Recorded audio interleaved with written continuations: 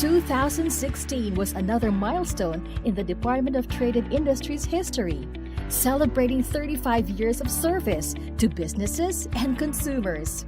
It was on July 27, 1981, that Executive Order 709 was issued and created the Ministry of Trade and Industry, merging the functions of the then Department of Trade and Department of Industry. 2016 also saw two leadership transitions. Secretary Adrian S. Cristobal assumed office in January 2016. On June 30, Secretary Ramon M. Lopez was appointed by the 16th President of the Philippines, Rodrigo Roa Duterte. At the forefront of the agency's inclusive growth initiatives are micro, small, and medium enterprises. DTI has assisted over 100,000 micro and SMEs. They are among the more than 500,000 clients served by the 447 negosyo centers established nationwide. DTI's MSME Development Program introduced the 7 M's for a successful entrepreneur. 1. Mindset change. Through seminars offered by the SME Rowing Academy, or SMERA, the DTI promotes an entrepreneurial mindset that is success and innovation-driven, collaborative, and proactive. 2. Mastery. DTI provided skills in entrepreneurship training, from starting a business to product development, packaging and labeling, and sales and marketing. 3. Mentoring. In partnership with private sector organizations, the DTI launched the Kapatid Mentor Me program, envisioned to promote an entrepreneurial culture. 4. Money. To facilitate access to credit, DTI has introduced the Pondo sa Pagbabago at Pag-asenso or P3 program to put an end to 5-6. 5. Machine. Regional offices continue to maintain and implement the Shared Services Facility or SSF program to increase productivity and efficiency. 6. Market access. DTI organized bigger and better trade fairs, both local and international. DTI also launched the Go Local project, a retail concept store showcasing quality and innovative Philippine products. It serves as a market platform to gain access to the lucrative local consumer market and ultimately to the global export market. And finally, model. DTI provides up-to-date business ideas, from traditional enterprises to direct selling and franchising to potential entrepreneurs. DTI's Board of Investments launched the country's Comprehensive National Industrial Strategy, or CNIS, in 2016. Aimed at upgrading manufacturing, agriculture, and services, while strengthening their linkages into domestic and global value chains. A key program is the Comprehensive Automotive Resurgence Strategy, or CARS program. Participation of 2 top car manufacturers was approved by DTI BOI, whose combined investments were valued at 9 billion pesos, expected to generate 80,000 direct and indirect jobs. By the end of 2016, 36 industry roadmaps were already completed, and industry reforms are now ongoing. With a manufacturing resurgence program in place, DTI's Secretary Lopez saw an equally compelling need to strengthen the construction industry that can contribute significantly to the administration's Build, Build, Build agenda. DTI's Construction Industry Authority of the Philippines, or CIAP, was tasked to be the forefront of construction policy and program formulation, development, and implementation in support of the golden age of infrastructure. We shall continue to attract investments that will generate thousands of jobs each year, jobs that are suitable for the poor and less skilled members of the workforce. DTI, through its attached agencies, the Board of Investments, and the Philippine Economic Zone Authority, approved a total of 660.23 billion worth of investments.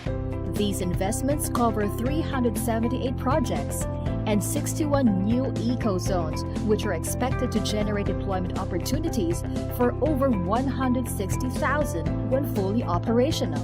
8 presidential visits were made in the second half of the year, which yielded positive results. As DTI continues to pursue an investment-led export promotion strategy, we also build exporters' capacities to participate in the global value chain. DTI provided marketing assistance through trade missions and trade fair participation, both local and foreign, which generated over $253 million export sales in 2016. A free trade agreement between the Philippines and the European Free Trade Association, or EFTA, was signed. This is the Philippines' second bilateral free trade agreement after the Philippines-Japan Economic Partnership Agreement. To increase awareness of the benefits of the free trade agreements, DTI organized Doing Business in Free Trade Areas, or DBFTA sessions, where over 32,000 participated.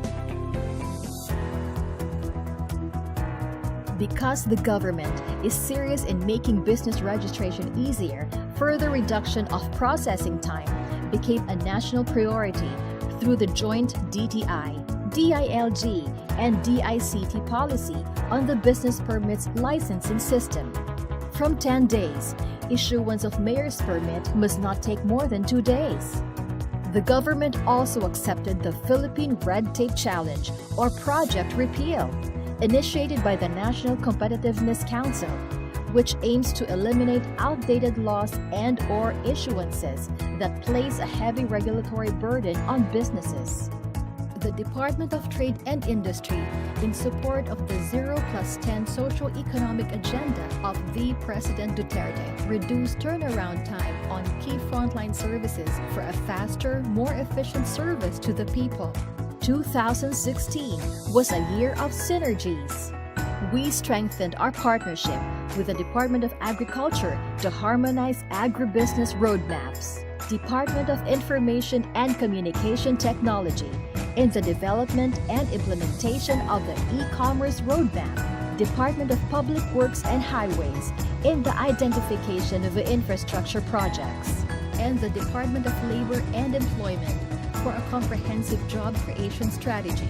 Also, in 2016, 5 summits were organized to tackle the country's medium-term development agenda on MSME development, manufacturing, exports, construction, and job creation.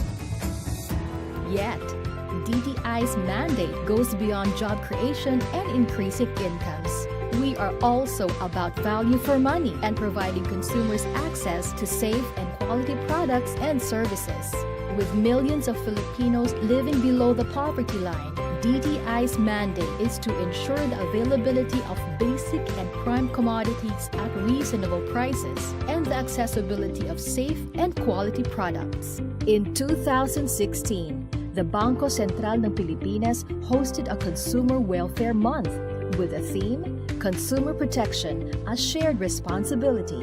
DTI aggressively promotes consumer rights and responsibilities, which resulted in increased level of consumer awareness. DTI launched ePresyo, an online service monitoring system to provide consumers access to price information. Over 7,000 consumer complaints were received by DTI, and 97% of these complaints were resolved within the prescribed time. DTI strictly enforced fair trade laws and confiscated almost 40,000 violative products with an estimated value of 11.5 million pesos.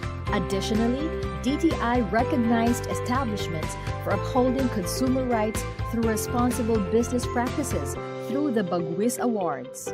As a prime mover in the institutionalization of government-wide quality management system, 81% of DTI offices are ISO 9001 certified, including all regional offices. DTI's internal communication efforts were awarded by the Philippine Quill Awards. More importantly, DTI employees are engaged, consistently registering an increasing employee engagement rating, which reached an all-time high of 89% in 2016. 35 years, and the institution continues to enable businesses and empower consumers. DTI, towards a more inclusive and prosperous Philippines with employment and income opportunities for all.